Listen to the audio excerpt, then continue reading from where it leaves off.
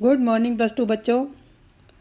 आज की इस मैथ्स क्लास में हम सीबीएसई बोर्ड एग्जामिनेशन 2011 का जो पेपर है वो कंप्लीट करेंगे। इससे पहले लास्ट 2 लेक्चर्स में हमने 24 सम्स इसके कंप्लीट कर लिए हैं। तो let us start with the 25th सम। तो बच्चों 25th सम क्या है हमारे पास?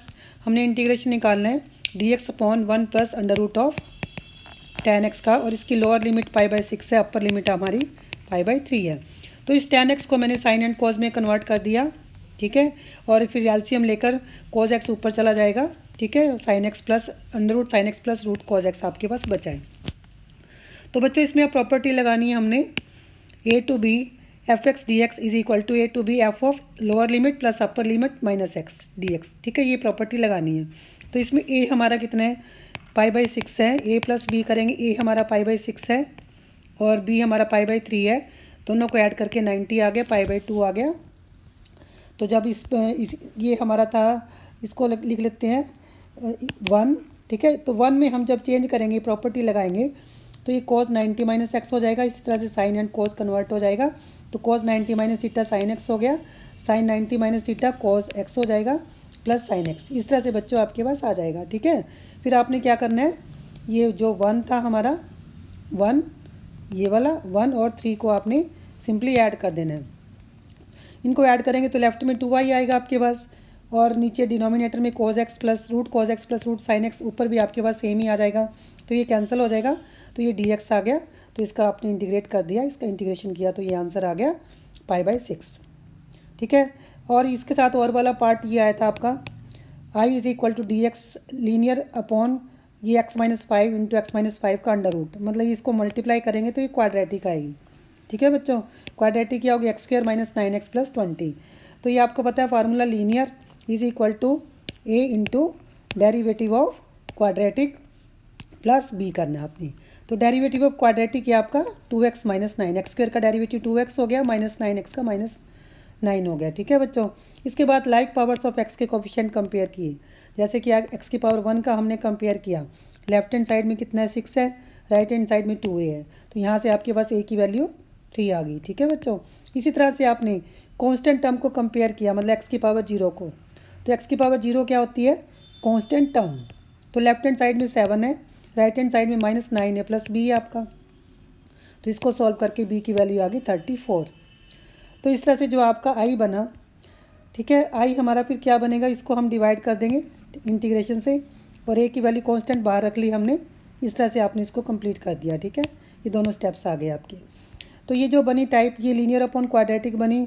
तो ये x² माइनस 9x प्लस 20 को यदि हम t के इक्वल रखें तो इसका डेरिवेटिव ऊपर पड़ा है, तो ये dt में कन्वर्ट हो गया, और ये रूट t आ गया, plus 34 into D x upon, इसको क्वाड्रेटिक का स्क्वायर कंप्लीट किया हमने, x माइनस 9/2 का स्क्वायर प्लस 20 माइनस 81/4, इसको आप 20, तो ये वही था हमारा। और 9/2 का जो स्क्वायर है हमारा, 9/2 का जो स्क्वायर है वो ये 81/4, ठीक है बच्चों। इसको सॉल्व कर लिया आपने, तो ये आ जाएगा x माइनस 9/2 का स्क्वायर माइनस 1/2 का स्क्वायर। तो इसका फार्मूला क्या था? ये जो अंडर रूट टी है, इसको हम ऊपर ले गए t की पावर माइनस 1/2, और इसको इंटीग्रेट कर दिया आपने t की पावर 1/2 प्लस 34 इंटू, इसका इंटीग्रेशन क्या होता है? लॉग x माइनस 9/2 प्लस ये सारा, ठीक है, ये लिख देना आपने, बस हो गया आपका, ठीक है। इसके बाद है 26 सम हमारे पास क्या था? इसमें हमने इंटीग्रेशन निकालना है। Draw sketch the graph of y is equal to X plus 3 का मोड, और x वेरीज फ्रॉम -6 to 0, और अबव x एक्सिस निकालना है, ठीक है। Between X Y is equal to -6 to -0 निकालना है, ठीक है बच्चों। तो सबसे पहले हम f(x) को खोल देंगे, मोड को खोलना है आपने। तो मोड कैसे खोलते हैं? यदि x हमारे पास ग्रेटर देन और इक्वल टू -3 होगा तो मोड x पॉजिटिव होगा, मोड x प्लस 3 पॉजिटिव होगा, ये x प्लस 3 आएगा, और लेस देन -3 में ये नेगेटिव आ जाएगा। तो इसके बाद हमने स्ट्रेट लाइन्स ड्रॉ करनी है, जैसे कि मैंने की हुई हैं। इसको मैंने a ले लिया, और ये b है, और ये c पॉइंट है आपका, और ये o हो गया, यहाँ पर d पॉइंट में लिख देती हूँ, ठीक है बच्चों। तो ये जो आप इसको ग्राफ को, लाइन को सिंपल बनाएंगे, y इज इक्वल टू लेकर x, एक बार x को 0 पुट करके एक बार y को सिंपल, तो आपके पास ये फर्स्ट लाइन आएगी y is equal to -x plus 3, और सेकंड लाइन इसी तरह से x प्लस 3 आ जाएगी। जो मैंने येलो ट्रायंगल्स बनाई हैं फर्स्ट और सेकंड, इनका आपने एरिया निकालना है।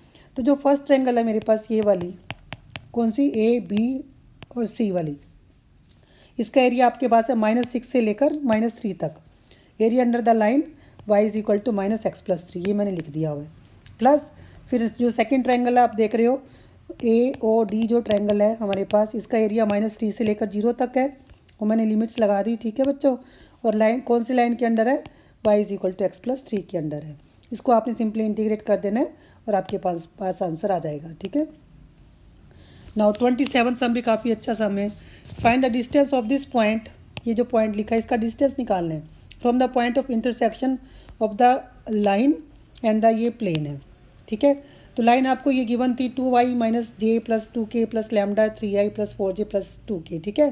तो इसको मैंने i कैप और j कैप और k कैप के कोफिशिएंट्स को अलग कर दिया। इस तरह से आप अलग कर सकते हैं, ठीक है।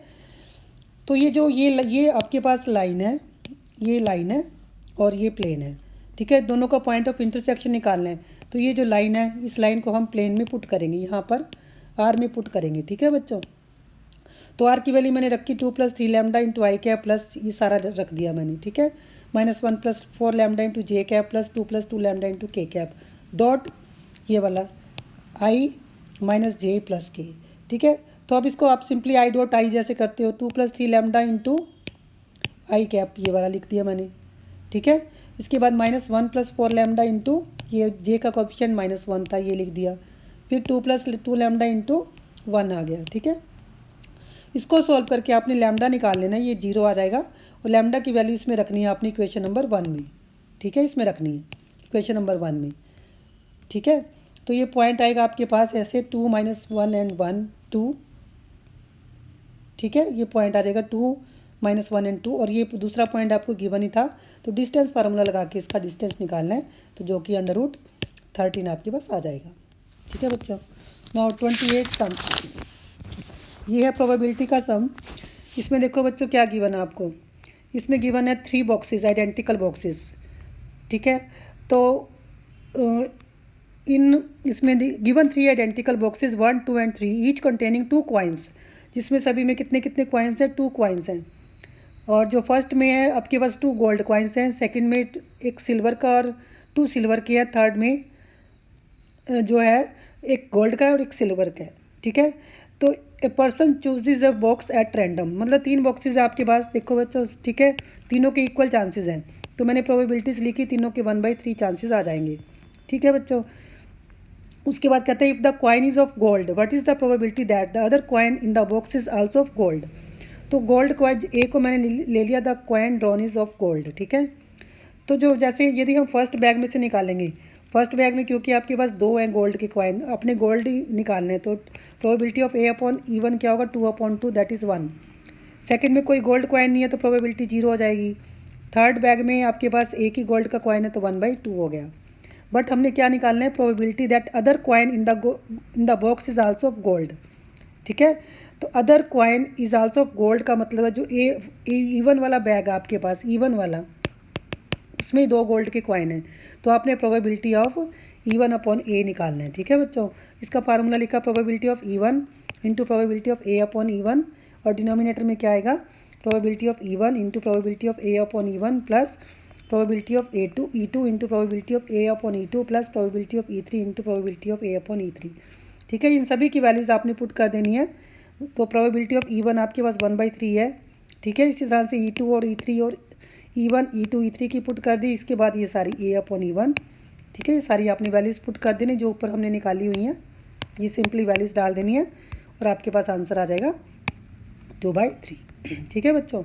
नाउ 29 सम, ये भी काफ़ी, ये लीनियर प्रोग्रामिंग का सम है, तो इसकी स्टेटमेंट को बड़े ध्यान से रीड करना आपने, साथ साथ में हम टेबल को देखते रहेंगे, ठीक है बच्चों। तो a merchant plans to sell 2 types of personal computers, एक तो आपके पास है डेस्कटॉप, मैंने ये बनाया डेस्कटॉप, और दूसरा है पोर्टेबल मॉडल, जिसकी कॉस्ट गिवन है 25,000 एंड 40,000। तो डेस्कटॉप वाले को मैंने एक्स ले लिया, दूसरे को मैंने वाई ले लिया, ये तो कॉस्ट हो गई। He estimates that total monthly demand of computers will not exceed 250 units, मतलब एक्स और वाई मिला के आपके पास 250 से ज़्यादा आपकी डिमांड नहीं है। तो ये मेरे पास x + y <= 250 आ गया, ठीक है बच्चों। ऐसे ये आपने करना है, 250 आ गया, इतना हो गया।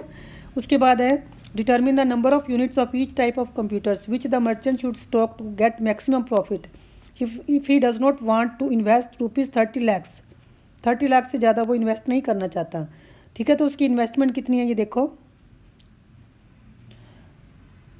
जो कॉस्ट है आपकी इन्वेस्टमेंट कितनी होगी, 25,000 था ना, तो ये 25,000 एक्स और 40,000 वाई ये कॉस्ट होगी आपकी, ठीक है। तो ये जिसका जो प्रॉफिट है 70 लाख से ज़्यादा नहीं होगा, तो ये पी आपने प्रॉफिट बनाया, सॉरी प्रॉफिट नहीं अभी आया, अभी तो ये हमारी इन्वेस्टमेंट है। प्रॉफिट आगे गिवन आपको देखो, एंड इस profit on the desktop model is 4500, desktop पे 4500 है, दूसरे पे 5000 है, तो टोटल प्रॉफिट होगा 4500x और 5000 वाई। तो बट वो 70 लाख से ज़्यादा नहीं होना चाहिए, ठीक है। तो ये हमने लिख दिया 25,000x, ठीक है, plus 40,000 Y is less than और इक्वल टू 70 लैक्स, ठीक है। और जो इस profit on the desktop model is ₹4500 है, तो जो प्रॉफिट आपका ये प्रॉफिट का टेबल बना, P is equal to 4500x plus 5000 Y, ठीक है। ये प्रॉफिट का हो गया आपके पास। और जो उसकी इन्वेस्टमेंट्स हैं वो 70 लाख से ज़्यादा नहीं होनी चाहिए, तो इन्वेस्टमेंट का हमने अलग कॉलम बनाया था बच्चों, ये वाला, ठीक है। इस तरह से आप कॉलम बनाएंगे तो इजीली सॉल्व हो जाएगा। जो प्रॉफिट वाला है उसको हमने 1 देना है, ठीक है, 1 करना है उसको आपने। और जो ये हमारे पास टोटल 250 से ज़्यादा उसकी वो नहीं है, ठीक है, 250 से ज़्यादा यूनिट्स नहीं बनाए, तो ये इक्वेशन नंबर 2 होगी। थर्ड हमने ये वाली निकाली थी 25,000x वाली, इसको सॉल्व करके ये आ गया 5x plus 8y less than और इक्वल टू 1400। अब इनको दो लाइनों को, आपके पास दो ही लाइन है 2 एंड 3, इनको आपने सिंपली ग्राफ बनाया मैंने, एक बार x को 0 पुट करना है, एक बार y को।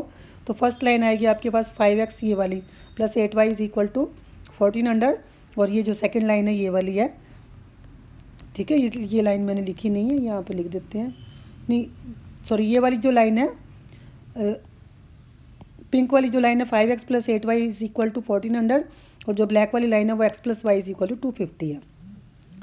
तो इन दोनों लाइनों को सॉल्व करके ए पॉइंट आएगा, जैसे कि मैंने लिखा, ए पॉइंट के कोऑर्डिनेट्स आ जाएंगे 250, और सी पॉइंट जो है वो वाई एक्सिस पर लाई कर रहा है इस लाइन का, ठीक है। तो इसका पॉइंट निकाला आपने, एक्स को वाई को 0 पुट करके, सॉरी एक्स को 0 पुट करके 0 175, इसी तरह से बी पॉइंट आएगा आपका और ओरिजिन आएगा। तो ये चारों पॉइंट आपने पी में पुट करने हैं, जैसे कि मैंने कर दिए हुए पी, फिर ये बी पॉइंट पुट किया मैंने 0 0 पर, मतलब कि और ओ पर आपका पी 0 आ गया, फिर बी पर पी की वैल्यू ये आ गई, ए पर आपकी वैल्यू ये आ गई, ठीक है, और लास्ट में 0 175 पर ये वाली वैल्यू आ गई। तो इसमें जो सबसे बड़ी वैल्यू कौन सी है आपकी, 11,50,000 वाली, ये वाली, ठीक है बच्चों। बस यही निकालना था, यही आपका मैक्सिमम प्रॉफिट है। तो यदि आप स्टेटमेंट को अच्छे से पढ़ेंगे और ऐसे टेबल को साथ साथ में कंप्लीट करेंगे तो जो लीनियर प्रोग्रामिंग का सम है वो बिल्कुल भी डिफ़िकल्ट नहीं होता, ठीक है बच्चों। तो एक बार इसे आप रिवाइज़ कर लेना। तो नेक्स्ट क्लास में हम 2000 CBSE बोर्ड एग्जामिनेशन 2012 का पेपर डिस्कस करेंगे, ठीक है। Thank you very much.